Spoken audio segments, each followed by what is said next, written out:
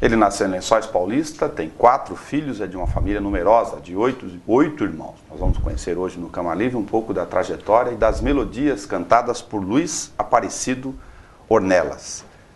Quem não tem no sobrenome aqui de registro de batismo em relação ao pai e à mãe, Luiz? É um prazer recebê-lo aqui. Obrigado, Nelson. O prazer é todo meu. No registro? Sim. Não, todos, Ornelas. Tinha um hábito de algumas famílias, né, ou de muitas famílias, né, principalmente mais do interior, de o pai acabar escolhendo o sobrenome que adotava. Né? Sem dúvida. Nos meus irmãos, eu tenho 3 irmãos que têm o Herculano no meio do nome, que é do meu pai também, da família do meu pai. Mas o restante dos irmãos é tudo Ornelas, direto. Você acabou vivendo pouco tempo em Lençóis Paulista? Eu vim para lá garotinho, 7, 8 anos, eu vim para Bauru, aí fiquei aqui até hoje. Sabendo da fase da infância que a gente tem mais memória, então, o que você se recorda da sua infância em Bauru?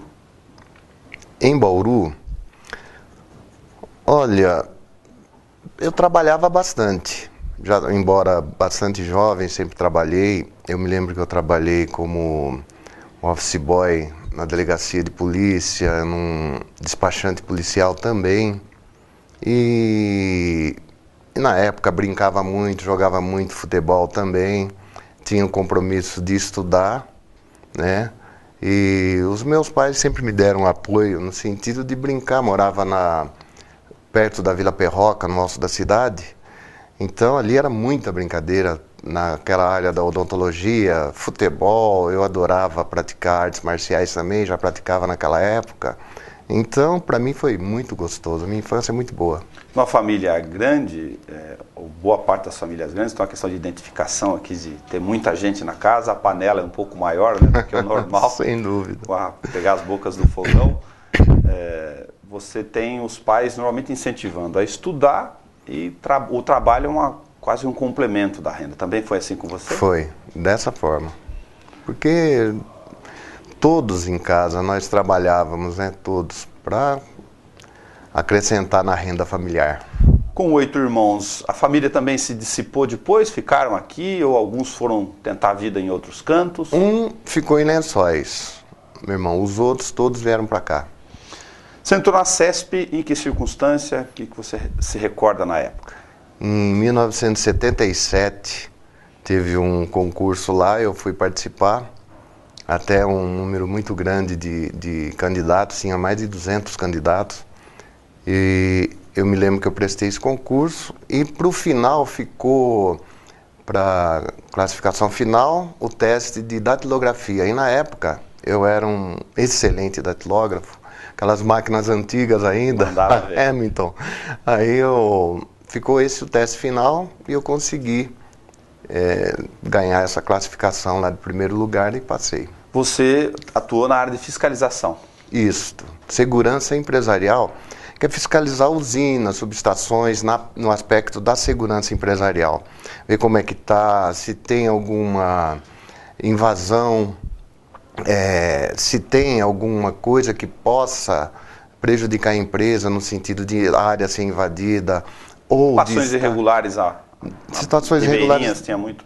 Tinha situações irregulares, então a gente trabalhava muito nisso também, da pesca predatória, colocávamos a polícia florestal para fazer esse apoio para nós, e todas as usinas hidrelétricas, subestações, escritórios também que poderiam sofrer invasões de terceiros, né? E então, no aspecto da segurança empresarial, fazíamos de tudo. A gente atuava para prevenir possíveis ações que viessem a prejudicar ou causar danos à empresa.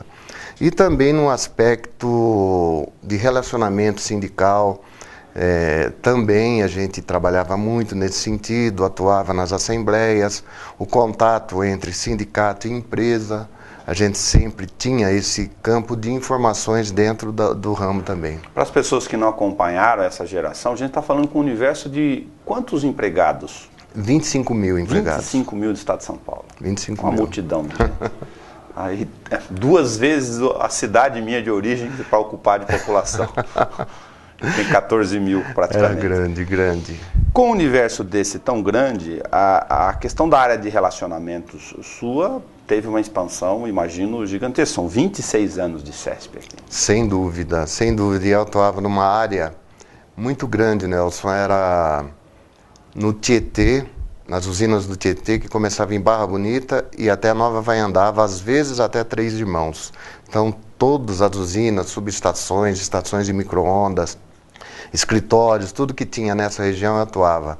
E depois, no todo o Paranapanema também, começar de Jurumirim até Capivara, Porecatu, e depois se estendia ao Pontal do Paranapanema também com as usinas de Porto Primavera, Taquarussu, Porto Primavera e Rosana. A questão do caminho do rio, o caminho das águas paulistas, você conhece bastante. Em função disso. Bastante. O Estado de São Paulo tem, apesar das questões de desenvolvimento ou de problemas ao longo do tempo, que infelizmente ou não são naturais, de ocupações irregulares, tem bons rios ainda, né? O Paranapanema é um deles. O Paranapanema é excelente, um dos menos poluídos, né, do Brasil até. Sim, sim. O Estado de São Paulo acho que é o menos poluído. Certamente. É maravilhoso, o rio, desde que nasce até desembocar, o rio é maravilhoso. Você gosta de pescar, Luiz? Gosto, mas mais de comer peixe? Mais de comer peixe, eu sou aquele pescador que adora comer o peixe. Estou participando lá na pescaria, mas eu gosto de ficar tocando meu violão, cantando, participando do churrasquinho ali. Então... A música entrou na sua vida muito cedo. Você fez uma entrevista recente no Jornal da Cidade e fala de talhar a própria madeira para tentar montar com o que tinha à época o seu violão. Aí tem a relação com o rio aqui. As cordas vieram de onde? As cordas vieram do... O meu irmão era pescador, meu irmão mais velho. Ele adorava pescar. Ele pescava profissionalmente também. E então ele tinha vários calibres de linha de pescar. Eu comecei a fazer um violão, sempre olhando no violão do meu tio, que ele adorava o violão dele, não podia pegar. Ele tinha medo que quebrasse o violão ou batesse. Xodó. Então, olhava e comecei a fazer um violãozinho também, criança, daquela forma, criança. Sim. 5 ou 6 anos. Utilizando ferramentas também que não tinham nada a ver. Mas eu consegui fazer um violão, consegui colocar as linhas lá na medida, nos calibres corretos também. E fiz o meu primeiro violão e comecei a afinar. Eu pegava na corda do violão do meu tio, ouvia e começava a afinar aquele violão. Saía mais ou menos, mas... Ficando por um som similar. Similar. Pra poder... Agora, em casa, então, o tio tocava, você já acabou contando ele. Meus tios quase todos tocavam. Era violão, viola, sanfona, quase todos tocavam e cantavam. Meus tios por parte da minha mãe. Entendi. Então, a família sempre em sítio, fazenda, região lá de Lençóis também, nós todos eles tocavam e cantavam. Então eu cresci nesse meio. Cantorias eram normais, então? Normais, aquela música sertaneja raiz. Tem um tio que também gravou profissionalmente, gravou na época, o LP, acho que uns 3 ou 4 LP ele chegou a gravar, fez bastante sucesso, né, e canta até hoje. E o seu pai? Meu pai, ele tocava música de sopro. Ele tocava inclusive na igreja, ele tocou por muitos anos. Se limitou assim à igreja mesmo, mas instrumento de sopro é o que ele mais tocava. Você acabou sendo um autodidata natural ao longo do tempo. Natural que eu digo é do próprio ouvido em casa. Sem dúvida. O que você se recorda que você ouvia nessas cantorias? Você falou de música sertaneja raiz, vamos tentar lembrar de alguns autores ou gêneros musicais, Luiz. Olha, Tonico Tinoco era básico. O que eu adorava também era Belmonte e Amaraí, que para mim... Nossa, eu ouvia aquelas músicas que até hoje eu adoro, eu gosto demais dessas músicas, né? E Tião Carreiro, o clássico da música sertaneja também, então eu ouvia muito dessas coisas boas, né? Agora, você acabou montando no seu repertório, para tentar formar essas andanças todas, uma variação de gêneros musicais, que vai do samba-canção até MPB, muito diversificado. De onde vieram esses outros acréscimos do seu repertório? Nessas andanças desde garoto, pelo Brasil afora, eu procurava todos os lugares, ouvia as músicas que eram regionais mesmo, sucesso naquela região. Então isso, eu comecei a gostar muito de todos os estilos musicais. Tanto que eu toco, lógico, na medida do possível, quase todos os estilos hoje. Sim. De música. Então, na região tinha um estilo lá, gostava de sertanejo, fazia sertanejo. Numa outra região, era fama, era Belchior, era Toquinho Vinícius, aí eu tocava música também, Toquinho Vinícius, outro lugar era Toquinho, e mais voltada à bossa nova, ou românticas, tinha lugares que era músicas de Altemar Dutra, de Roberto Carlos. Então, eu comecei nessas viagens todas, para mim eu sempre ouvi muita música e sempre participei muito de festas, de reuniões, de encontros, onde eu podia estar ouvindo as músicas que eram mais pedidas e comecei a tocá-las. O balaio musical foi acrescentando naturalmente? Naturalmente. Ao longo do tempo? Naturalmente. E hoje não, há muitos anos eu toco música, eu dificilmente utilizo pasta para fazer uma apresentação 4, 5, 6 horas. Muito raro, é muito raro. E eu nunca repeti uma música. Isso que é uma coisa impressionante. Eu já tive o prazer de participar de muitas cantorias, ouvindo ou aproveitando ali com você. Você tem uma memorização que muitos dos que tocam, você sabe disso, reclamam que se não te for escravo da pastinha ou hoje dos notebook, daqueles que guardam letra e cifra dentro, você acumula e guarda mesmo as letras. Sem dúvida, sem dúvida. Ainda o HD tá em ordem. As pessoas brincam de que quem tem tanta música assim memoriza tão fácil, você está estimulando o cérebro, é um exercício natural ao longo do tempo, né? Que uma frase ou outra, quando acontece de perder, você bate e vai pela rima, usa uma palavra similar. Acontece isso? Acontece. Inclusive, eu tive o prazer de estar fazendo um som com o Oswaldo Montenegro. Aí nós instigamos a plateia a falar uma palavra, qualquer palavra. Ali a gente encaixava a música, na música que tinha aquela palavra. Brincar como se fosse uma ciranda ali musical. Ciranda musical. E fiz isso também dentro da empresa onde nós participávamos, todas as cipates que tinha, o pessoal brincava com o auditório todo, que era muito grande.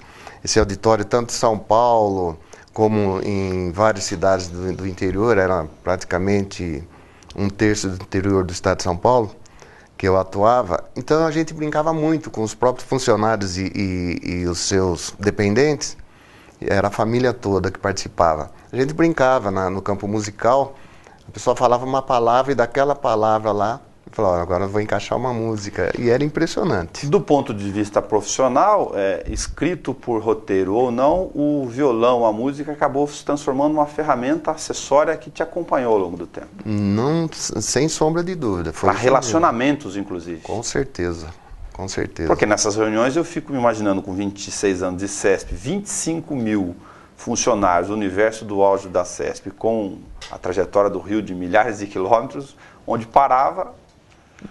Se chegasse sem o violão, o pessoal dava bronca? Dava bronca. O pessoal convidava o violão, aí eu ia junto. Invertia a relação. Você tem o nome de uma banda aqui, vão lembrar dela. Musical Presença Show. Quando, como e onde? Musical Presença Show. Foi na década de 70, quase 80. Um amigo que trabalhava lá na CESP, o Spin, que chamava todo mundo de Presença. O apelido dele é Presença. Todos os conhecem por Presença. Grande amigo, Spin. E ele é um baterista. Falou, poxa, porque a gente está apresentando dentro da CESP, vamos fazer profissionalmente. E fomos partir profissionalmente. Claro que a gente não tinha o tempo para fazer durante a semana. E muito menos ensaio. Então, reunia no dia da apresentação. Sai no palco. No palco. E fazíamos... Aqui em Bauru fizemos bastante, fizemos em algumas cidades também da região e do estado também. Muitas apresentações e foi um grupo de muito sucesso. E o Musical Energia? Esse está muito mais fácil, só fazer associação. Musical Energia, esse foi do pessoal da CESP, saudade dos amigos, o César, que trabalhava lá com a gente também, na CESP, tocava piano, teclados, e o Oscar na bateria. O meu filho, o Gustavo, fazia baixo e o vocal também, né? Eu cantava, e a mãe deles, a Bila também, que na época minha esposa, também cantava. Então era uma coisa bem da energia mesmo, é o pessoal que trabalha no campo da energia elétrica. Para fazer um registro aqui, que você citou o filho, ia deixar para depois, mas não perder a deixa, o Gustavo Ornelas vou usar a expressão do caipira, é um baita de violonista. Ele é um músico muito bem formado, e a gente tem o prazer na história da TV Câmara de ter gravado, ele veio gentilmente aqui com a gente ainda na origem, gravado uma espécie de um musical de estímulo das questões das mensagens de final de ano. A gente tem um registro dele com o violão, ele sabe disso. Como é a relação do pai que aprendeu a tocar, montou a sua própria corda da tralha da linha de pesca, ver um filho tão bom de violão assim? Olha, é indescritível, porque o Gustavo é o primogênito, né? E ele sempre adorou música. Com 3 anos ele mal falava, mas tocava e cantava.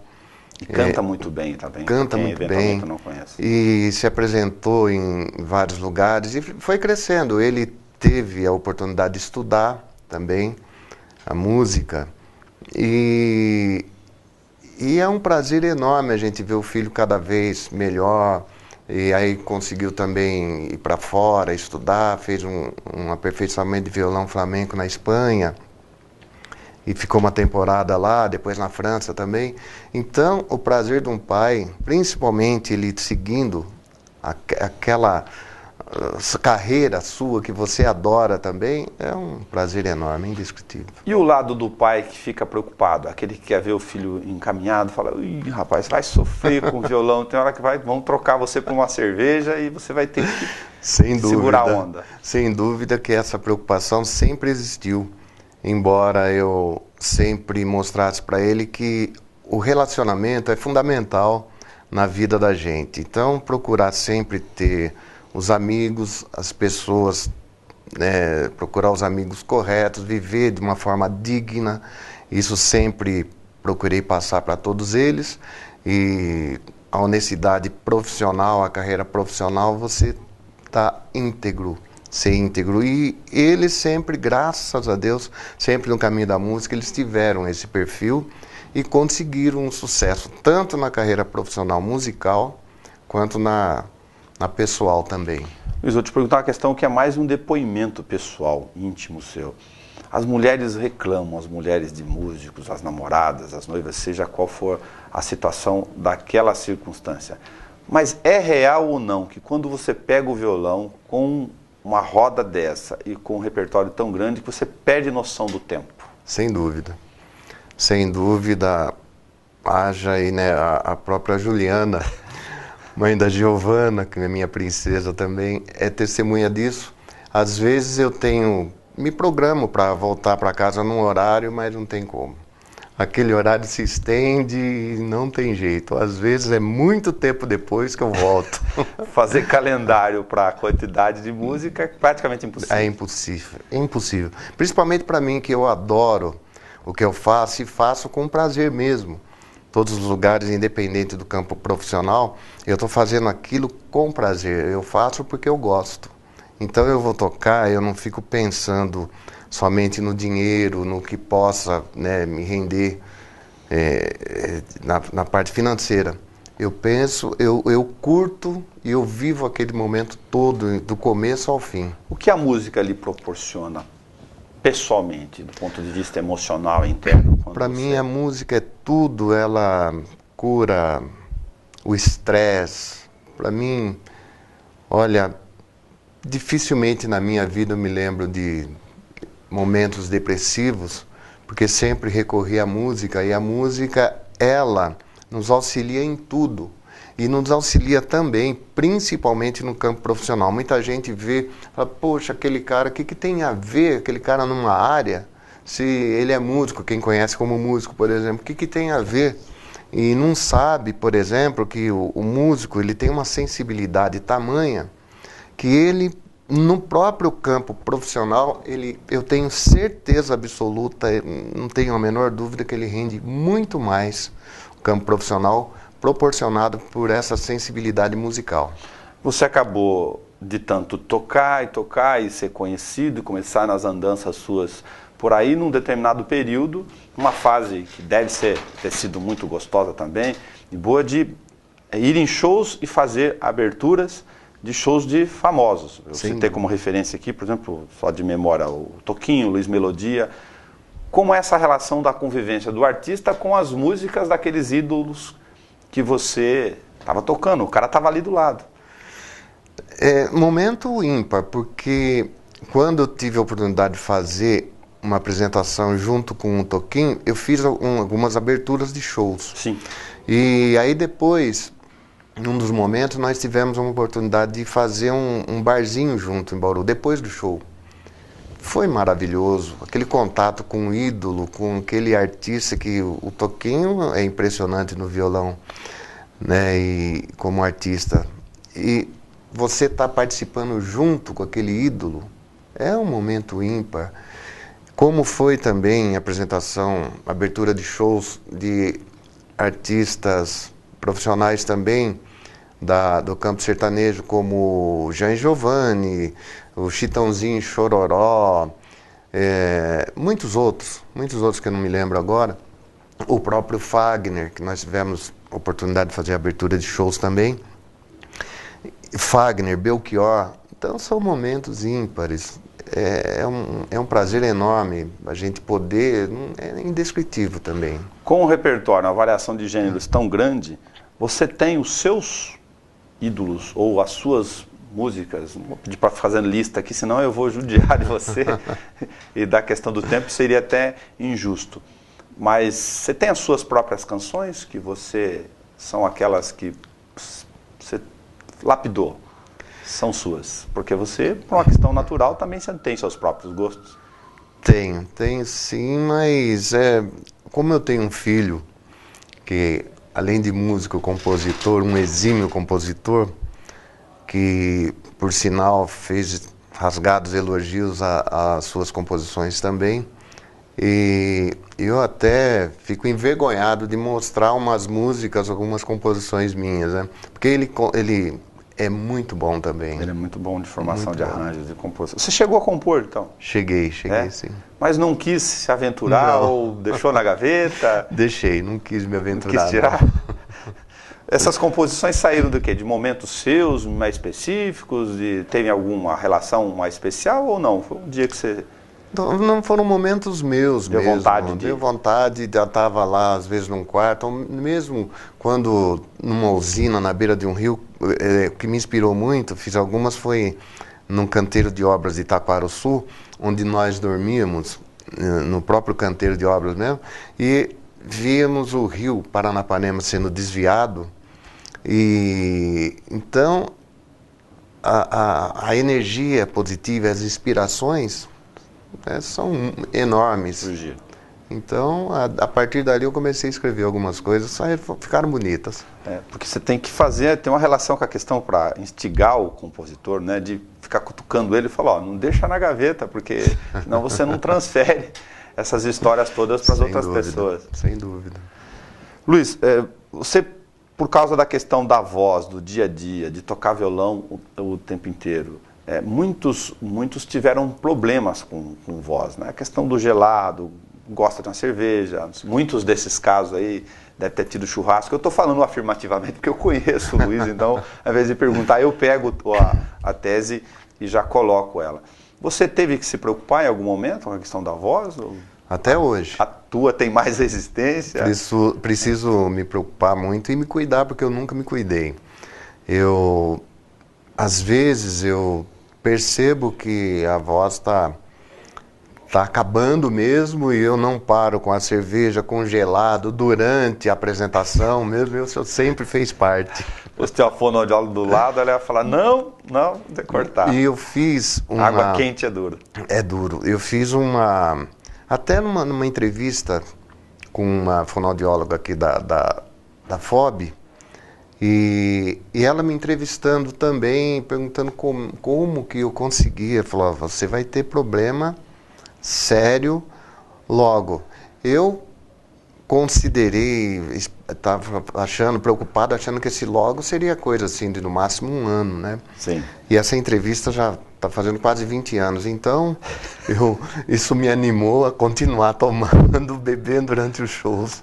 Certamente o elemento do corpo seu com maior elasticidade é a prega vocal. Com certeza. Vou fazer alongamento natural do dia a dia. O violão, você chega a ficar algum período, um tempo com ele, que embora você toque direto em festa, seja chamado lá no canto, que você olha para ele, opa, faz tempo que eu não te pego, ou não acontece isso? Acontece. É mais em festa mesmo. Eu não pego violão para fazer um treinamento, fazer uns exercícios que muitas vezes é necessário, ou tirar uma música. Dificilmente eu faço isso. É só na hora de chegar, colocar... Frente do pedestal. Frente do pedestal, em cima do palco ou num churrasquinho, ali eu pego o violão e faço. Usar outra expressão muito caipira própria do interior. Você cantou muito na goela. Muito. Hoje o cara bota uma potência lá e segura a onda. Isso para corda vocal, para prega vocal, para usar a coisa também é... E teve festa que a maioria delas... Segurava no gogó. No gogó e varava madrugadas, né? Então... foi bastante, eu judiei bastante. Mas tem uma resistência também aí gigantesca, porque ficar horas cantando com o gelado, né? A cerveja, que tem o ingrediente do componente do álcool, segurando no gogó. Sem dúvida, sem dúvida. Tem muita gente que se cantar meia hora aí, sobe tudo. E carnaval... Não é por nada, é porque não aguenta mesmo. Carnaval eu fazia fiz durante uns 25 anos carnaval. Direto, cantava... as 4 noites e 2 matinês e nunca tive problema de voz, eu nunca tive. A maior parte dos meus amigos tinha. Com essas andanças todas, o que você vai fazer com o direito e com a sociologia no meio do caminho? A mamãe falou, tem que estudar, menino. Tem que estudar. Mas foi muito bom, é sempre bom, né? Ele abre o campo de visão da gente em todos os sentidos. O estudo me serviu também para muitas situações do campo profissional, a gente atuar, principalmente na área de fiscalização, de segurança, muitas coisas que a gente sabia que por lei eram proibidas, então você tomava sempre aquele cuidado, né, no sentido de uma ação, né? Então isso me ajudou bastante. É possível imaginar com tranquilidade para aqueles que estão, até para os meninos que estão fazendo aula de violão agora, porque quem tem pretensões, muitos meninos acordam olhando para ídolos, né? Ou é na música, no teatro, no futebol também, mas para esses meninos, o que o Luiz, a experiência sua, diria sobre a tentativa de viver de música? No nosso país, infelizmente, é muito difícil. Eu tenho um primo que é músico profissional, que ele se deu muito bem profissionalmente, mas teve que ficar fora do país. Ele faz muito sucesso hoje em praticamente toda a Europa, em Valdornelas, e é excelente naquilo que faz. Então, hoje tem que estudar muito, tem que se aperfeiçoar muito nos estudos, e principalmente da música, né, do instrumento que escolher, e ter sorte ou a oportunidade de ir para fora. Que, infelizmente, na música a gente não vê um retorno, a não ser, você vê hoje coisas assim descartáveis que fazendo sucesso incrível. A pessoa vivendo e bem, né, sendo bem financeiramente aí com uma coisa descartável. Infelizmente, né, não tem, para mim, qualidade. Como você faz quando você está na noite, está tocando lá, você vai montando os seus repertórios, vai acompanhando o time da animação das pessoas, principalmente os dançantes, né? As pessoas gostam de dançar muito nas músicas que você toca e aparece um pedido descartável no meio disso. Como é que você costura lá? Normalmente eu faço. Eu espero um momento, aí porque é atender o pedido, né, de um fã, de pessoas que estão na plateia, né, participando de um evento. Então, normalmente, em 99% dos casos, eu atendo o pedido. né? Mesmo já, eu não sou muito chegado em pagode, mas pagode eu já fiz, já atendi bastante pedidos também e faço, mas não é a minha paixão. Tentar fazer um bate-ponto para você. Você se considera um seresteiro? Como você se definiria? Um seresteiro, sim. Me considero um seresteiro. Também um seresteiro, Também. Né? Também um seresteiro. Um cantor que lhe vem à memória?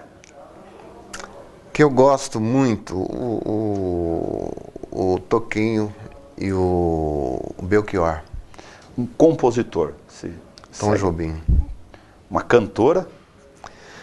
Clara Nunes, eu adorava a Clara Nunes, a Elis Regina, para mim, top. O que te alegra quando você está no palco com o violão na mão? O fato de estar com eles no palco já dá aquele arrepiozinho, friozinho na barriga e aquela emoção de poder estar ali, poder estar me apresentando, tocando e cantando. Isso é fundamental. O que te deixa triste ou no palco ou na vida? Na vida, corrupção, enriquecimento ilícito, apropriação indébita, essas coisas me deixam triste. E eu tive uma oportunidade também única na empresa, né, pela atividade, isso como sendo que fui da presidência, muitos ex-gerentes sabem disso. Tive uma oportunidade em porque eu comandava lá pessoas que entravam dentro da empresa para fazer, eu que assinava por ser de segurança empresarial, autorizando ou não fazer um evento, fazer um consórcio de casas, apartamentos na empresa. E claro que o assédio para isso é muito grande, propinas e tal. E felizmente eu posso dizer que em todos esses anos jamais eu aceitei aquilo que não é meu de direito, o meu salário, aquilo que eu trabalhei. Nunca aceitei e sempre fui contrário a esse tipo de ilegalidade, enriquecimento ilícito. Jamais eu aceitei isso na minha vida e condeno até hoje essa prática. Uma canção que lhe marca ou marcou? Que marcou muito, Garota de Ipanema, marcou bastante pelo momento, Regra 3, também que muito, na minha vida, o que eu mais toquei foi Garota de Ipanema e Regra 3, principalmente na década de 80, onde em todos os lugares que eu chegava, mesmo a serviço, às vezes o pessoal via que eu estava lá, que a gente ia ter uma reunião, o pessoal aparecia com violão, olha, uma só, Regra 3. Essa eu toquei, assim, pelo menos uns 15 anos seguidos, direto. Direto. Aí ela tem marcação. Marcou normal. bastante. Tem hora que sai por osmose, né? É. Vai saindo naturalmente sozinho mesmo. Certeza. Mesmo que você não se cuida. Luiz, agradecer por você ter vindo emprestar um pouco do seu tempo para contar um pouco dessas andanças, sobretudo andanças musicais, porque a música lava a alma, faz bem, as pessoas deveriam exercitar mais, na minha opinião modesta de jornalista, ficar em casa, guardar um pouquinho de tempo, olhar um pouco a brisa e emprestar o ouvido para viver um pouco melhor. Eu sei que você também partilha desse sentimento. Sem dúvida, Nelson, eu que agradeço muito o seu convite e agradeço a todos que estão nos assistindo também. E é uma oportunidade muito bacana, muito legal mesmo, que eu tenho com o maior prazer e te agradeço muito por essa oportunidade. Imagina, nossa função pública, você não vai escapar batido, não. Trouxe um violão, cenário escuro do lado, a gente vai terminar esse Câmara Livre com você. Escolha, fique à vontade.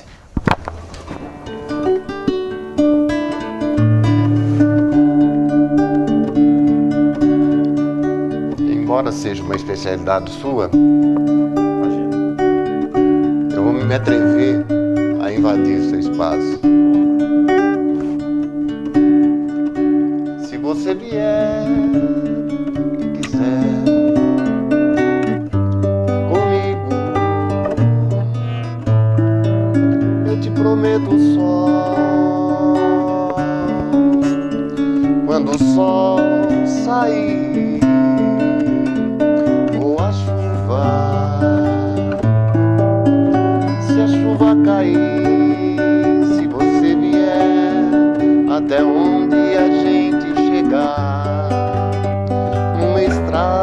na beira do mar, num pedaço de qualquer lugar. Nesse dia branco, se branco ele for, esse canto de amor.